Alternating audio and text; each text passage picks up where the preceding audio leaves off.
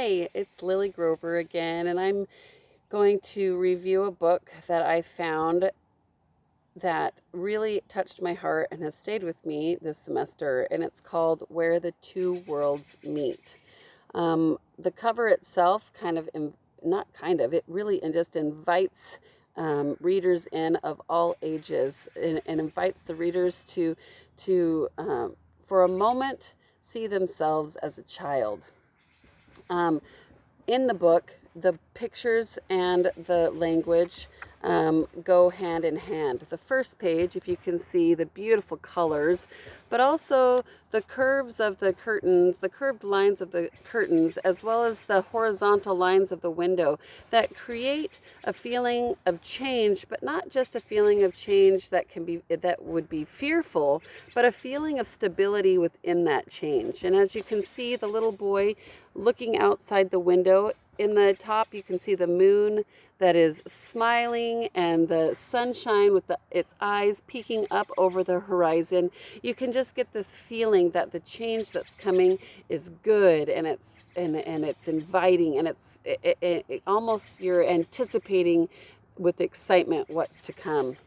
The next page, which I think is just darling, is you've got now the little boy who's up and dancing with excitement over what is coming. And it says, I whirled and I twirled as the sun met the moon. I danced where the two worlds meet.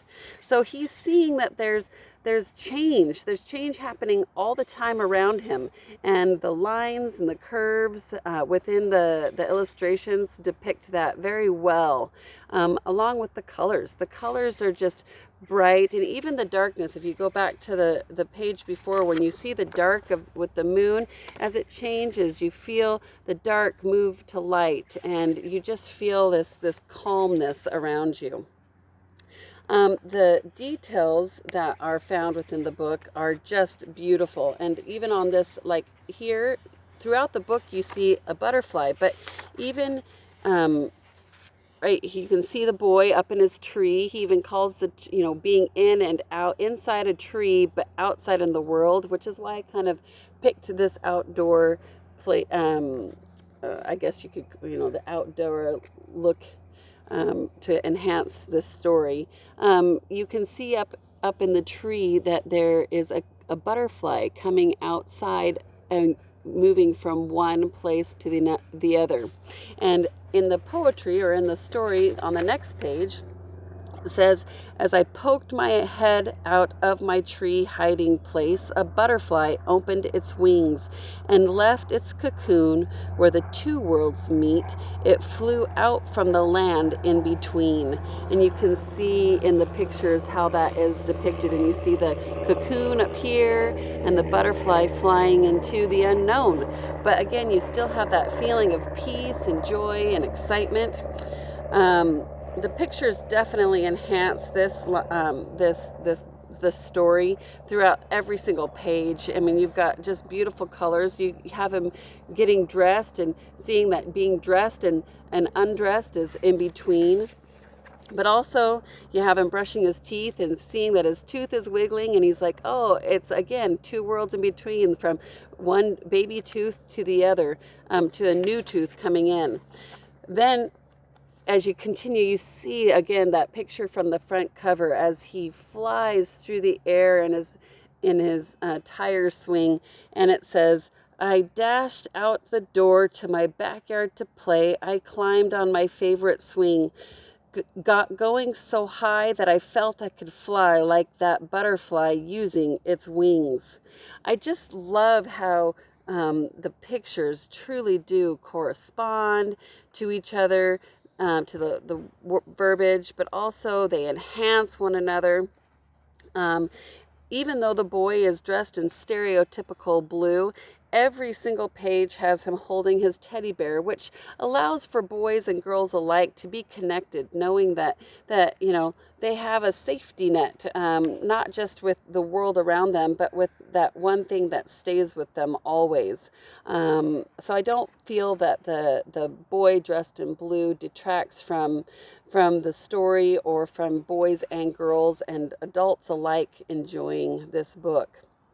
Um, then you see him resting as the day comes to a close, and he's pondering. And I think that even adults and children, just it gives them permission. This picture alone gives permission for us to just take a moment and breathe and take in what surrounds us. And it says, later that evening, not daytime, not dark, the hour when the sunlight must sleep, I saw the first star and I made my first wish at dusk where the two worlds meet.